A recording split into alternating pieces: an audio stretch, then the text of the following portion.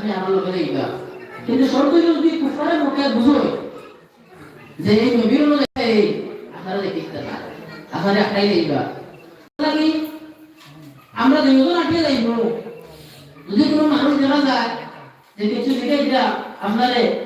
আমি আমার পেশা করার বানায় বই দিব যদি আলিরা দিলাম তার আমি ওইটা আমি পেশা করার বানায় আমি বই দেইব কিবা তো আপনি আমার সুযোগ করে লাগে দেইব আর আপনি আমার এখানে বলে দিবা আগে দিয়া ঠিক তখন মানুষ মনে করতে যে আমার লোকে